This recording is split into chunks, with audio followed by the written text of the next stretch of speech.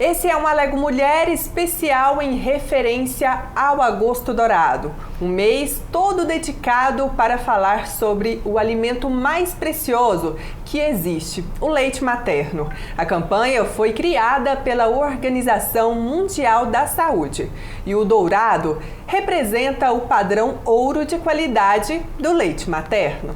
Aqui em Goiás, nós temos a lei de autoria do deputado estadual delegado Eduardo Prado, que institui a política estadual de aleitamento materno e também o mês Agosto Dourado. Esse mês dedicado para a conscientização sobre a importância da amamentação. Para falar sobre essa campanha e sobre o aleitamento, convidamos a coordenadora do Banco de Leite Humano do Hospital Estadual da Mulher, Renata Machado Leles. Renata, seja muito bem-vinda ao programa Alego Mulher, um programa aqui da TV Alego, né, que é o nosso canal aqui da Assembleia Legislativa e também da Televisão Brasil Central. Eu quem agradeço, assim, é uma honra estar aqui, podendo falar num tema tão importante para mulheres, bebês, famílias e sociedade. A gente, eu acho que já podia começar então perguntando por que esse tema é tão importante. Por que é tão importante? Você pensa, né?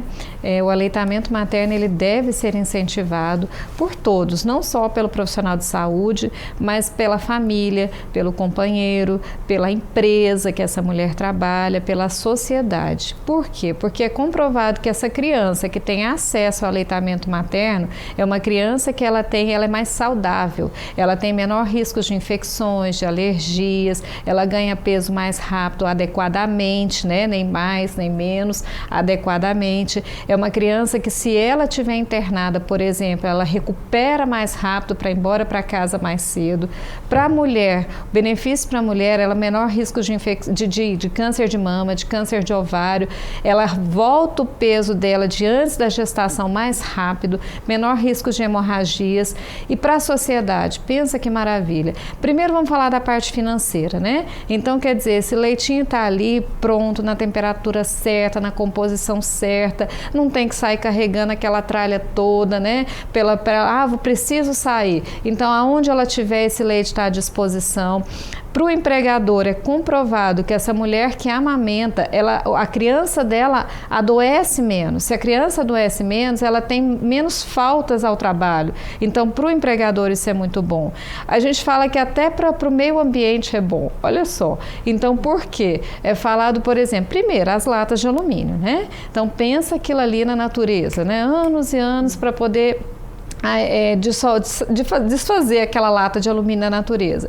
E até posso falar, a gente fala até do pum da vaca. Então, por que o pum da vaca?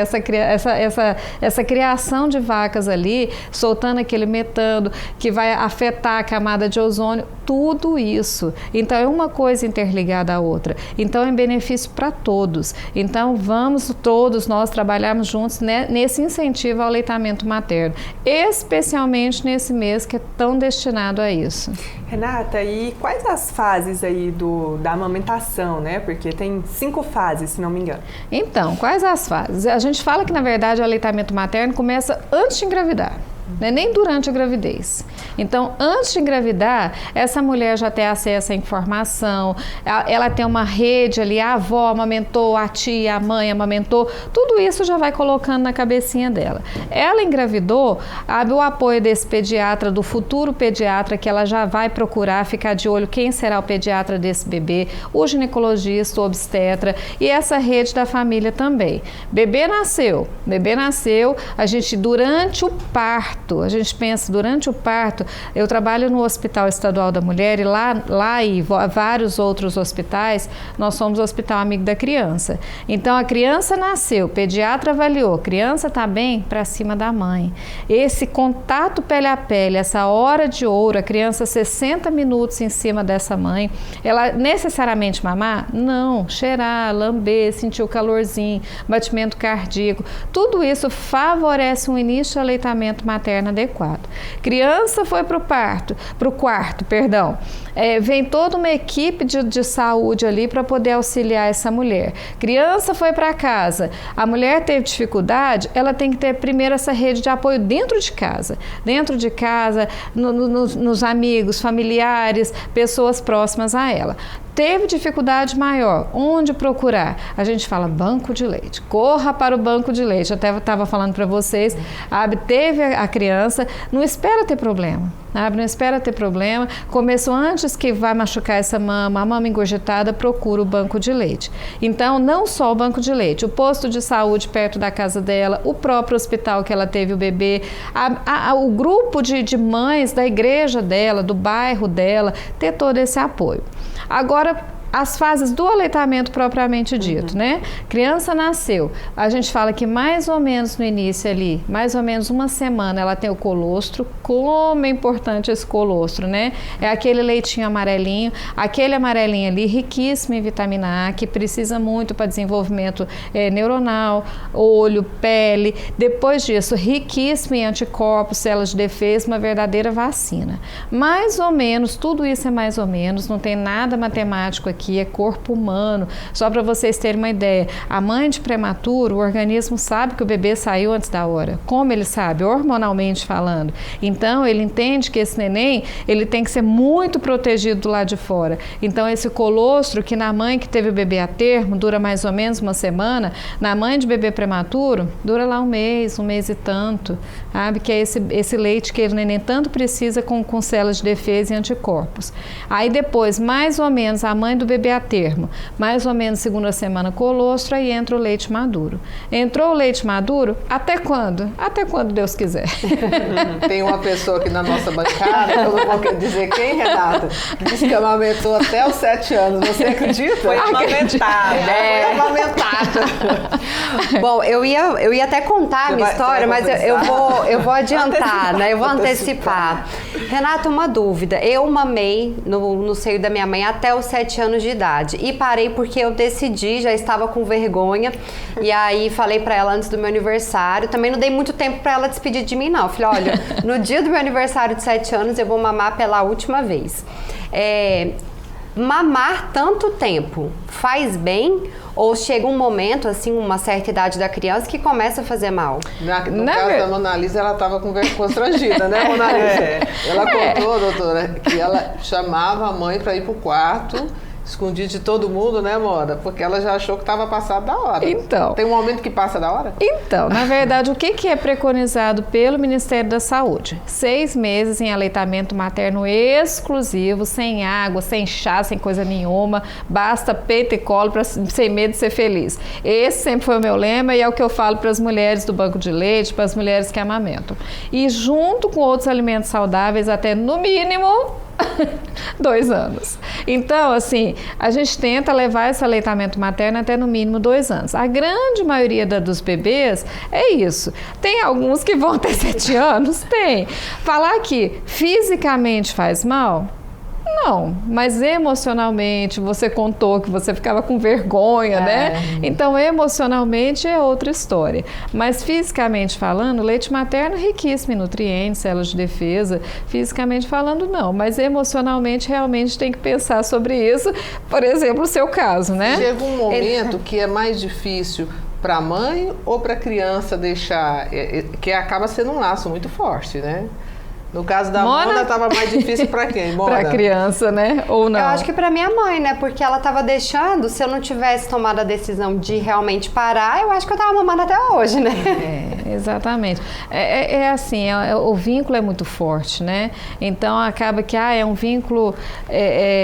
a mais, além porque assim tem vários vínculos, né? O olho a olho, o contato pele a pele. Agora, o mamar em si chega um ponto que cai nessa parte do vínculo. E essa mulher, essa mãe, a criança, desvincular isso daí, nem sempre é fácil, né? E aí, o que a gente estava conversando? O tal do desmame gentil. Então, tem uma idade certa? Não, não tem, certo? Mas o meu caso, por exemplo, a minha segunda filha, a primeira, posso contar meu caso, né?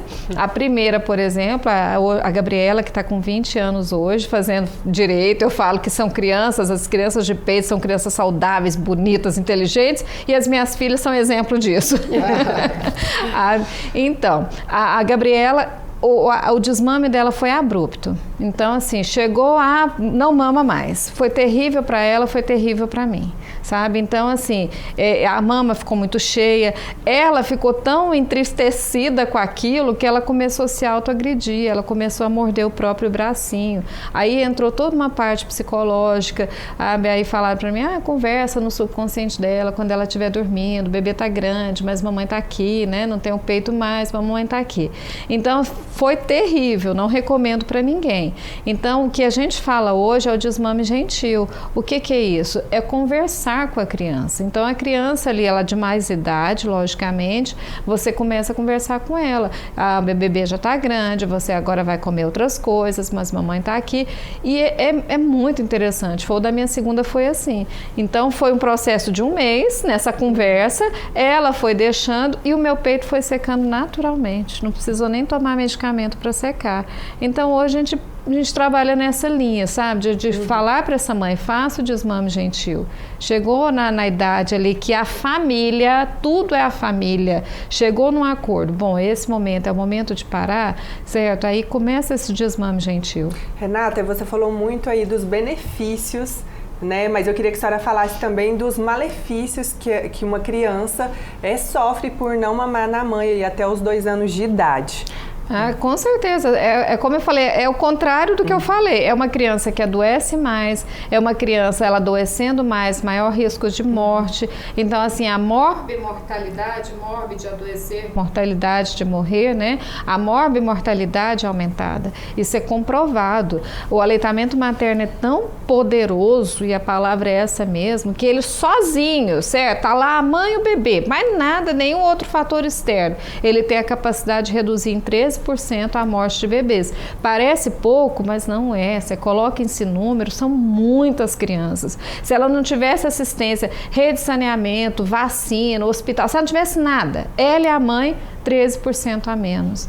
Então é muito poderoso. Então é uma criança, e como eu falei das minhas filhas, é comprovado que são crianças mais inteligentes, porque a gente tem que pensar que é espécie específica. A vaca produz o leite certinho para o bezerro dela. O bezerro dela nasce andando. O nosso demora 1 ano.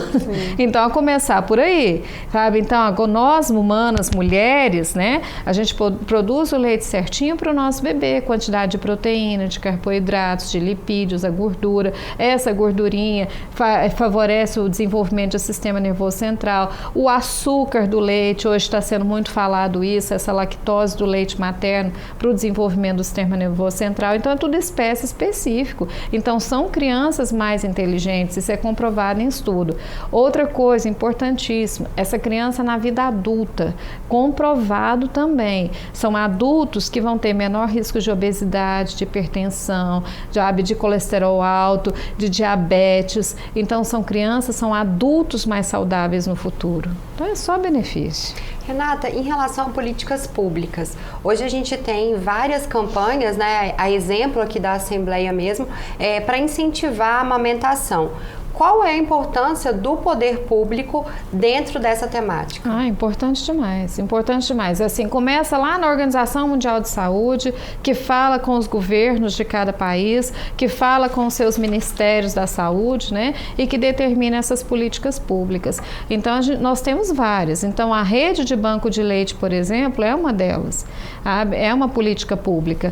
E a rede de banco de leite, vou até puxar aqui a farinha para o meu saco aqui, então, é um orgulho nacional, nasceu dentro do Brasil, o modelo que dá certo é o brasileiro e é o modelo que é exportado para o mundo.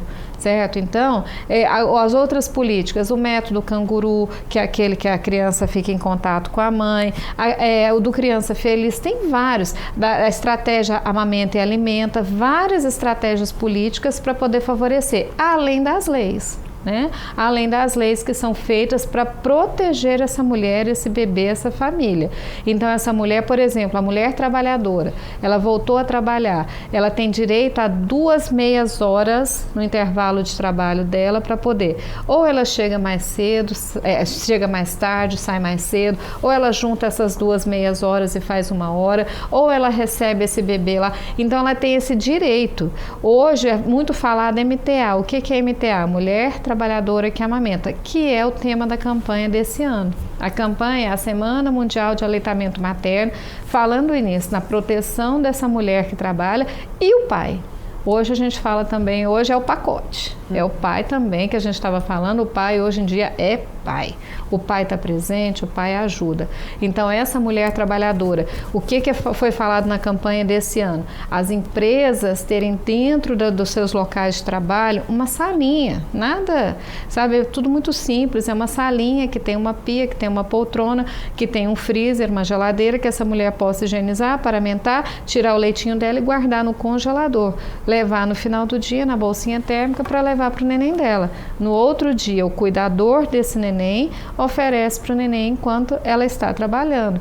Então, são ações, a creche, o direito à creche, né? Empresas que têm mais do que 30 mulheres em idade fértil ter a creche. Então, isso tudo é falado. A licença paternidade, que hoje são 5 dias, a gente está trabalhando, né? A gente, aqui você, para poder esticar isso para 20 dias. O que são 5 dias no pós-parto, né? É importante os 5 dias? Lógico que eles são importantes esses 5 dias, mas se conseguir 20, 30, 40, melhor ainda, né? A gente sabe que tem um impacto isso no trabalho em si, mas para a família, para esse bebê, para essa mulher, é fundamental. A senhora está dizendo aí sobre a questão dos pais, né? Da participação dos pais.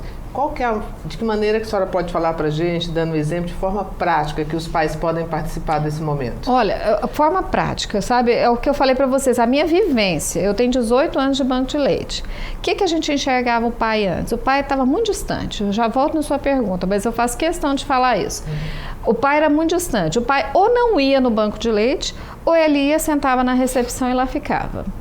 Sabe, ele estava fisicamente presente, mas não participava do processo. Hoje não.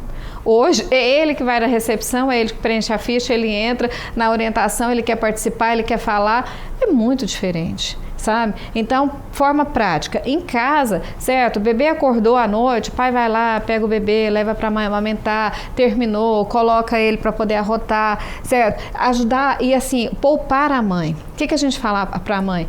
Bebê dormiu? Mamãe dormiu. Não tem essa de vou limpar a casa, vou lavar a louça, vou fazer serviço de banco. Não, certo? Então, mamãe vai dormir também. Bebê dormiu, mamãe dormiu. Quem vai fazer esse resto? O pai, a avó, quem tiver ali para poder ajudar essa mãe. Então, o aleitamento materno é um evento social. A sociedade tem que entrar nisso, a família tem que entrar nisso, o empregador tem que entrar nisso, o dono do shopping tem que entrar nisso. Por quê? Tô lá no meio do shopping, resolvi amamentar, tirei a mama. Não, gente. É entender que aquilo ali é o aleitamento, é a alimentação desse bebê. É a sociedade encarar aquilo como algo natural, que é natural. Certo? Então é isso. Até um copo de água, né? Que o pai leva para a mãe, porque amamentar dá muita sede. Sim. Então, assim, ficar ali do lado, dando um apoio, conversando, porque também imagino que nos primeiros dias, os primeiros 20 dias, essa mãe, às vezes, ela tá com o emocional por conta de todos os hormônios também abalados, né? Sim, com certeza. E a gente fala, já entrando até, por exemplo, pouco leite. Pouco leite existe? Não. O que existe? Certo? Existe essa mãe não ser devidamente estimulada. Raros são os casos que realmente a produção de leite é pequena. Raros são os casos, fisiologicamente falando. A maioria é o quê? O aleitamento materno, ele é totalmente vinculado ao emocional da mãe. Então, se a mãe está cansada, está estressada, não dormiu, não comeu, não tomou água, com certeza, brigou, o marido brigou, a sogra, sabe, com certeza esse leite vai diminuir. Então, é dar esse suporte para a mãe ter o sossego, o descanso, para poder manter a produção dela. Certo? Então, é isso, como você falou, um copo de água, certo? É isso, o leite fraco, né, que a gente tanto fala em mitos, né? Isso. A senhora falou que não tem pouco leite e também a questão do leite fraco. Isso é mito? Quais são os principais mitos? Com certeza isso é mito. Leite fraco, não existe leite fraco. Até voltando uma pergunta que a Dani fez, não sei se é bem isso, Dani, mas vamos lá, né? Fases do leite em si, para chegar no leite fraco. O que a gente fala? O leite fraco, na verdade, é porque a criança não teve tempo de chegar no leite posterior. Então esse leite, Deus é tão maravilhoso, tão perfeito, que fez o negócio ali muito certinho.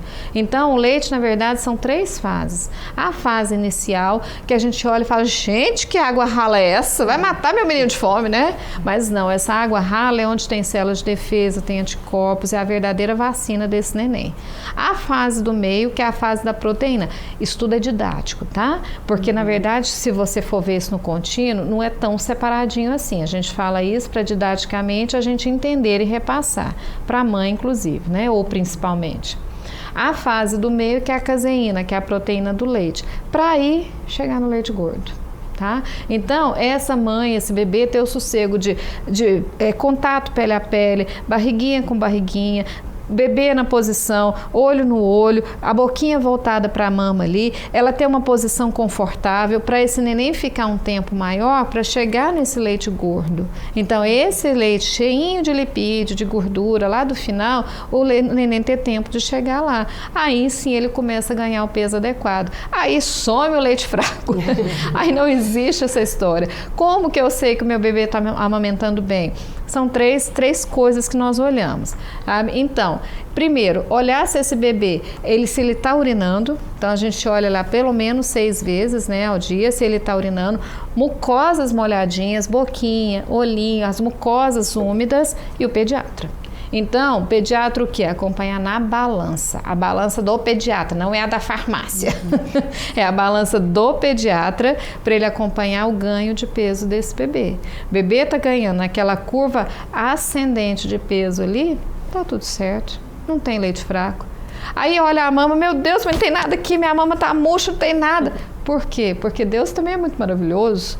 Então, assim, na primeira semana vem a descida do leite, a mama fica endurecida, a mãe vai louca lá no banco de leite, certo? A mama dura, doendo, machucada. Aí a gente faz lá todo o trabalho com ela de extração, sai um tiquinho de leite. Cadê o leite? Na verdade não era leite, na verdade era essa mama preparando para amamentar.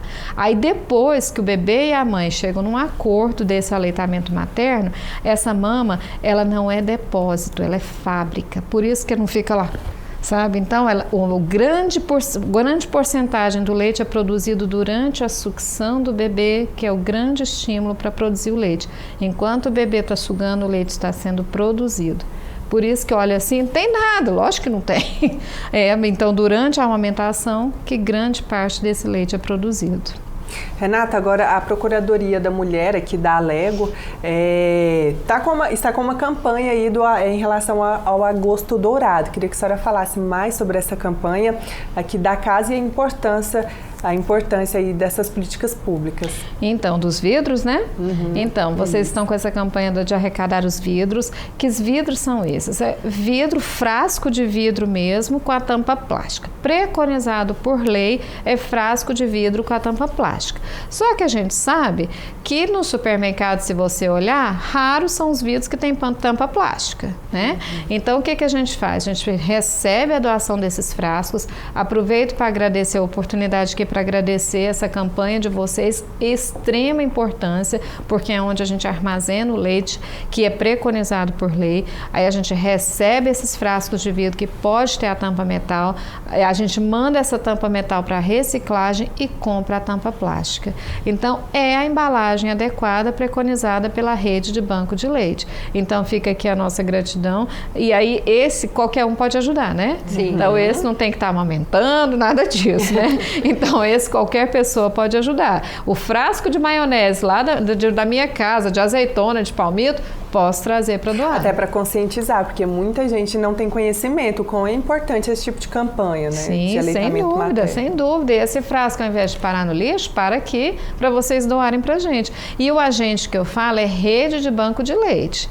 Tá? Então, até aproveitar a oportunidade para falar, na verdade, não é só do Hospital Estadual da Mulher, que é o antigo materno-infantil. Lá é o centro de referência.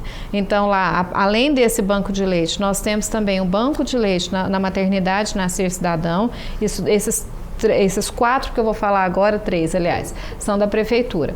Nascer Cidadão, aí tem um posto de coleta dele na Dona Iris e na Célia Câmara, que iniciou agora. tá? E isso em Goiânia. Em Anápolis tem da Santa Casa de Misericórdia de Anápolis e do Hospital Municipal de Anápolis. E temos também em Planaltina. Então, essa doação, o que a gente faz? A gente fica só para referência? Nunca, tá? Nós dividimos para a rede goiana de banco de leite. E se brincar, até lá para Brasília, porque como Brasília é aqui do lado, a gente tem muito esse intercâmbio. Então, a gente manda leite, manda frasco, o que precisar. Na verdade, é uma rede. Nós nos acolhemos, nós nos ajudamos conforme precisa. O estoque de leite está baixo, vai buscar leite lá em Brasília. Ou o contrário, busca leite aqui, como já aconteceu. Em relação à doação, para essas mulheres que têm muito leite, produzem muito leite e querem doar, elas vão até o banco de leite para fazer essa doação. E já vou emendar outra pergunta, que a minha mãe fez isso e acredito que muitas mulheres antigamente faziam. Como ela tinha muito leite, ela amamentou muitas crianças, além de mim e da minha irmã. Então, a gente fala que eu tenho muitos irmãos de leite. Isso é correto? Então, eu já vou responder essa primeiro e depois a outra. Tá? É correto? Como a gente estava conversando, não é proibido. Eu não estou na sua casa, na casa dela, para falar que é proibido. É contraindicado. Então, o Ministério da Saúde, a rede de banco de leite, nós contraindicamos. Por quê?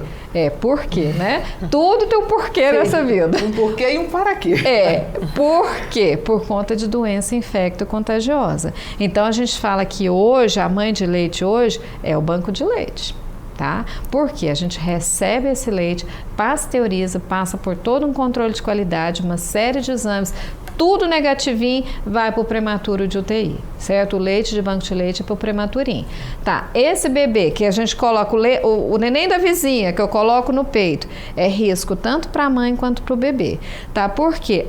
Mas eu fiz meu pré-natal, não tenho nada. Mas existe um negócio chamado janela imunológica que pode manifestar daqui a um tempo essa doença infecto. Aí lá na frente o bebê manifesta uma doença, pegou onde? Então, e assim, então isso é contraindicado. Então, hoje, quer doar, quer ajudar outras crianças? Banco de leite, tá? Bom, doação. Aí agora já cai na outra, né?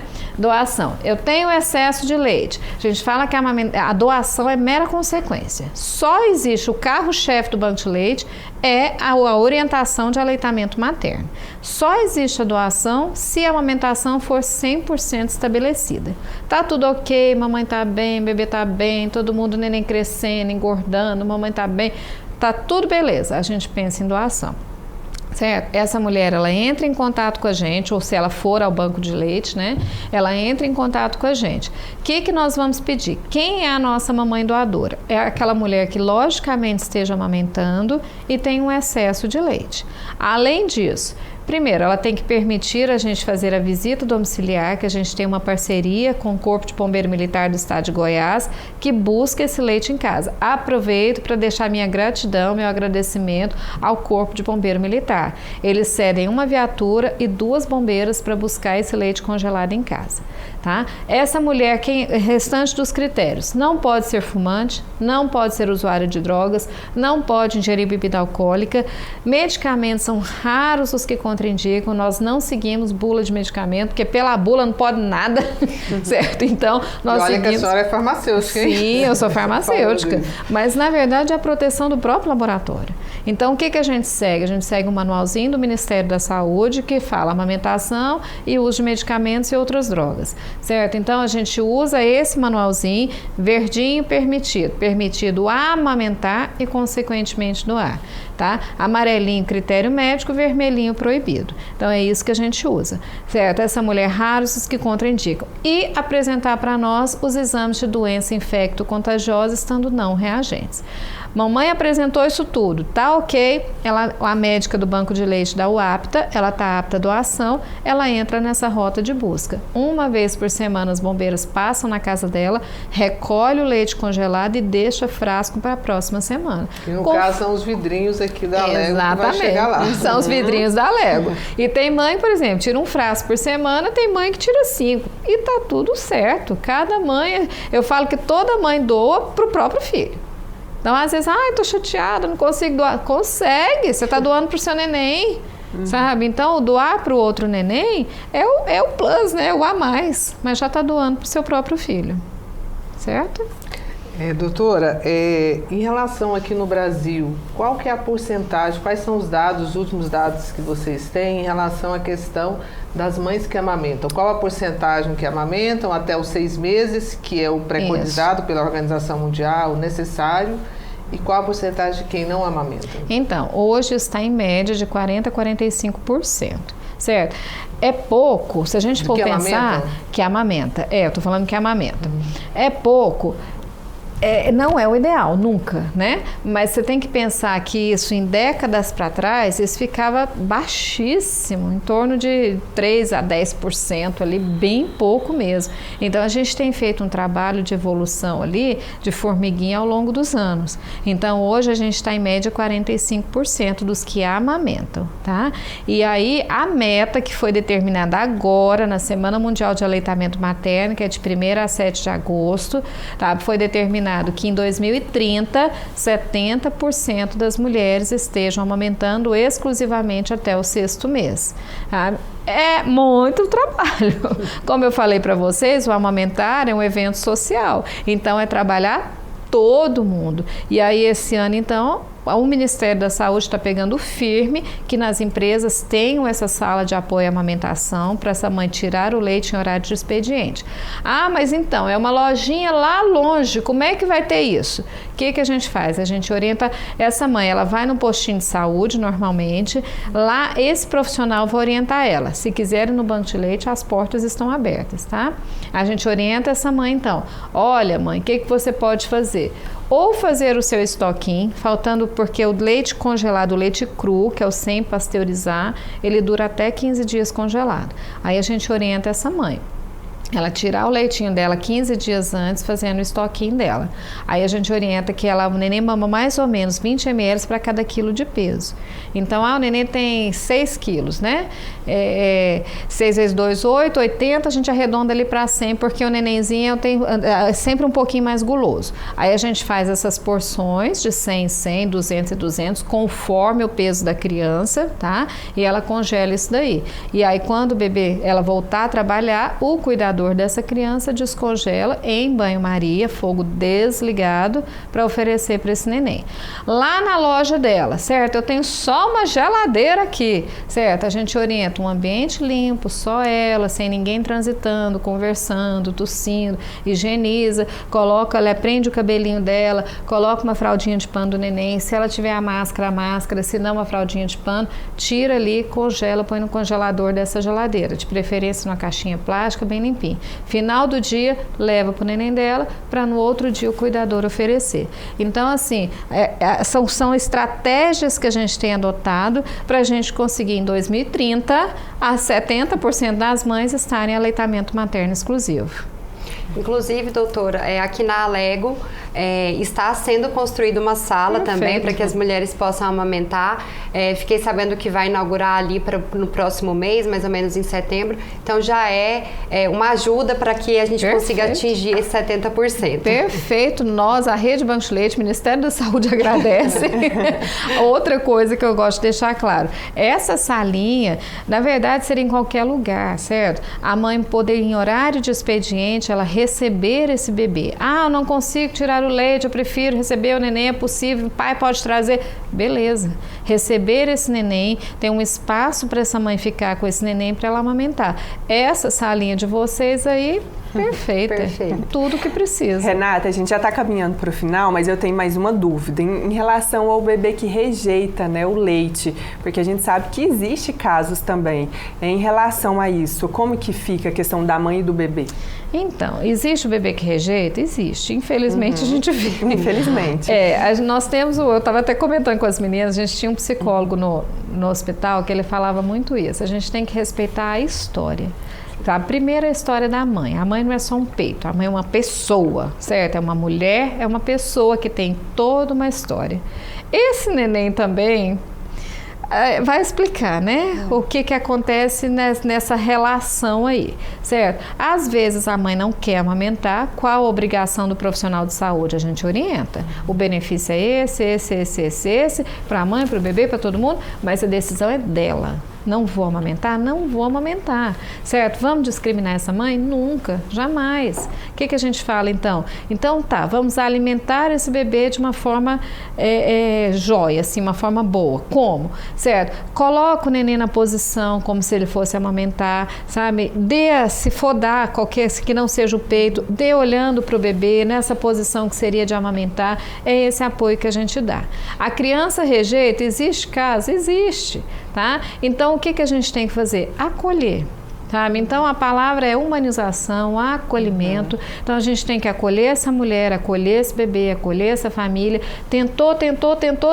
Não tem jeito? Ok, certo? Ok. Acolher essa mulher e orientar ela. Qual a forma mais adequada de alimentar esse bebê que não seja o peito, não seja o leite, né? O peito materno, de uma maneira humanizada, de uma maneira a criar vínculo mãe-bebê. Perfeito. Nós estamos, infelizmente, chegando até o final. Eu já vi que poderíamos continuar Meu conversando. Deus, se né? deixar, eu fico até amanhã. É muita coisa. E a gente ainda teria muito mais dúvidas ainda para tirar, mas a gente só tem 30 minutos, o tempo é curto. Sim. Mas eu gostaria que a senhora deixasse, então, os contatos do hospital, né? A senhora que dirige um trabalho tão importante desse aqui do estado de Goiás, deixasse os contatos para as mulheres que têm alguma dúvida, porque o que a senhora disse que vocês têm todo esse trabalho de acolhimento. Então, nós entendemos que deve ter até uma equipe multidisciplinar, com psicólogos e tudo, quem que é que pode procurar, ou que seja precisando do leite, ou desejando também fazer essa nobre doação. Tá. Precisando do leite, assim, na verdade, eu volto a dizer, o leite, para quem é o leitinho de banco de leite, o leite humano pasteurizado, o leite materno é da mãe para o próprio filho. Essa mulher que precisa dessa orientação, procure o banco de leite, tá? O leitinho, uma vez doado, pasteurizado, é para prematurinho de UTI. Então, ele é entregue dentro do próprio hospital, para a UTI neonatal do próprio hospital. Qual o telefone de contato? 362-3956-2921. Esse número tanto é fixo quanto WhatsApp. Então, a mãe pode também mandar a mensagem e a gente responde ela, tirando as dúvidas. E, se for o caso, vem ao banco de leite, que é melhor ainda, para a gente tirar a dúvida presencialmente. Renata, muito obrigada pela sua participação aqui conosco hoje. Muito obrigada, eu que agradeço. O Alego Mulher de hoje fica por aqui. Continue acompanhando a programação da TV Alego e até o próximo.